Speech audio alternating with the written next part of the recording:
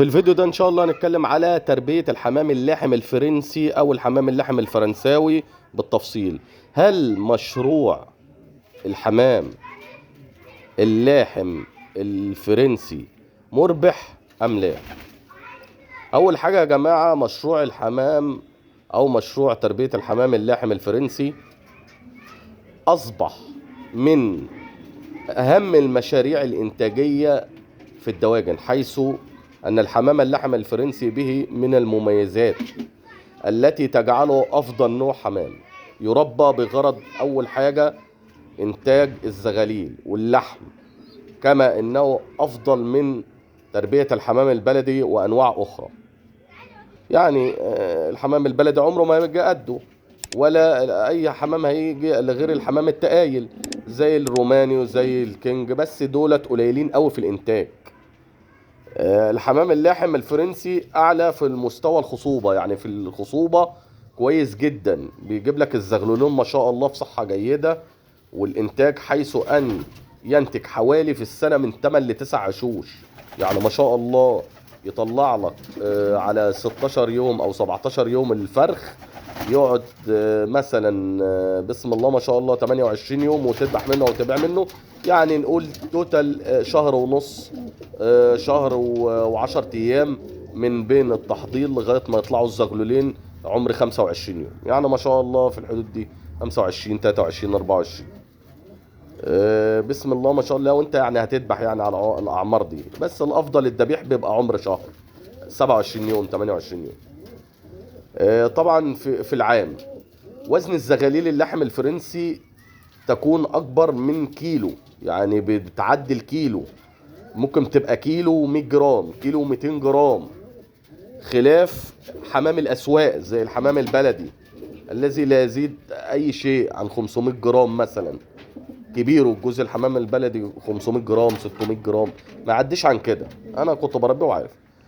اما الحمام اللحم الفرنسي جيد جدا في التحضير، يعني ما شاء الله يا جماعة الحمام اللاحم الفرنسي في التحضير ممتاز، وفي رعاية الزغاليل ممكن ما شاء الله يزق لك 3 زغاليل الله اكبر، ممكن يطلع لك 4 بيضات، وتنقل من كل الاربع بيضات الزغلول الرابع تنقله تحت مثلا جوز مطلع 2، ويقوموا بيهم التلاتة ما شاء الله يطلع لك 3 زغاليل وممكن 4 الله اكبر. يعني هو ما بيأهملش، حنين جدا جدا جدا على صغار الزغاليل بطريقه فوق الخيال ما شاء الله، وانت ممكن تساعد معاهم باي زقه كده صغيره، ذلك فهو تكبر سريعا، يعني بتكبر بسرعه ما شاء الله ان هو بيراعيها، وبصحه بتكون جيده، ويبيض مره اخرى. يعني حتى لو الحمام اللاحم بيكون تحته زغاليل ويبيض مرة أخرى جنبه، يعني أنت توفر له طاجن أو توفر له عينين أو توفر له مكانين عفوا،